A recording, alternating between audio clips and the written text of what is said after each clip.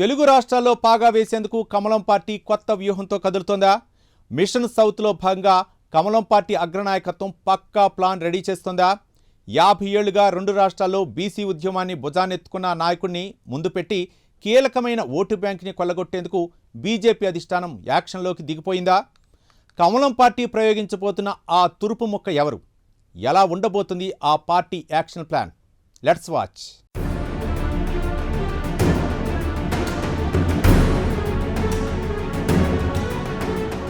రెండు తెలుగు రాష్ట్రాల్లో అధికారం సాధించడమే లక్ష్యంగా బీజేపీ అధిష్టానం దూకుడు పెంచింది.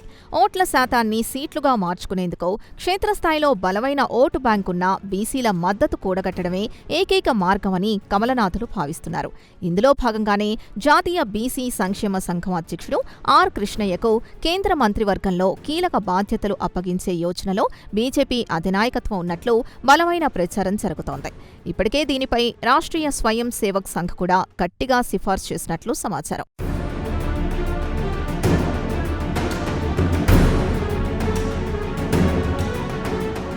ఆంధ్రప్రదేశ్లో రాబోయే అసెంబ్లీ ఎన్నికల నాటికి గ్రాస్ రూట్ లెవెల్లో పార్టీ క్యాడర్ని పట్టును పెంచుకోవడానికి బీజేపీ ముందస్తు ప్లాన్ చేస్తోంది. వైఎస్సార్సీపీ నుంచి బయటకొచ్చి బీజేపీలో చేరి రాజ్యసభ ఎంపీగా ఎన్నికైన ఆర్ కృష్ణయ్యను ఏపీ రాజకీయాల్లో యాక్టివ్ చేయాలని ఢిల్లీ పెద్దలు భావిస్తున్నారు.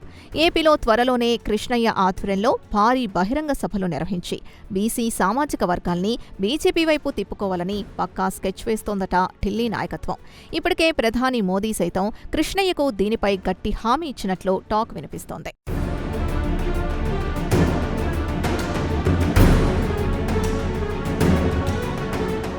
ఇక తెలంగాణలో కాంగ్రెస్ ప్రభుత్వంపై ఉన్న ప్రజా వ్యతిరేకతను వాడుకొని బీఆర్ఎస్ మళ్లీ పుంజుకోవాలని చూస్తోంది. అయితే ఆ ప్రతిపక్ష స్థానాన్ని తామే ఆక్యుపై చేయాలని బీజేపీ భావిస్తోంది. తెలంగాణలో మెజారిటీ జనాభా ఉన్న బీసీల అండ కోసం ఆర్ కృష్ణయ్య ఇమేజ్ని వాడుకునే ప్రయత్నాల్లో కమలం పార్టీ ఉంది. తెలంగాణలో ఫీజు రీయింబర్స్మెంట్, విద్యార్థుల సమస్యలపై కృష్ణయ్య చేస్తున్న పోరాటాల్ని బీజేపీ ఓటు బ్యాంకుగా మార్చుకోవాలని చూస్తోంది. ఆర్ కృష్ణయ్యకు కేంద్ర మంత్రి పదవిస్తే అటు ఏపీలోనూ ఇటు తెలంగాణలోనూ ఒకే దెబ్బకు 2 పిట్టలన్న చందంగా బీసీలో కమలం గూటికి చేరడం ఖాయమని అగ్రనాయకత్వం లెక్కలు వేస్తోంది.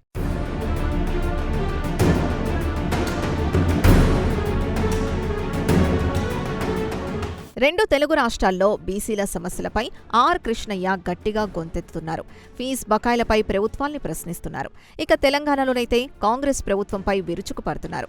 ఫీజు బకాయిలు చెల్లించకపోతే, బీసీల సమస్యలు పరిష్కరించకపోతే ఉద్యమం తప్పదని హెచ్చరిస్తున్నారు.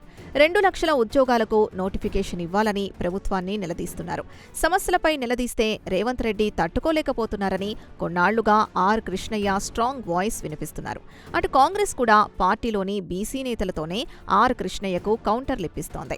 గతంలో బీసీల గొంతుకగా పార్టీ పెడతామన్న కృష్ణయ్య ఇప్పుడు సొంత వేదిక కంటే జాతీయ పార్టీ అండతోనే రాజకీయంగా ఎదగచ్చనుకుంటున్నారు.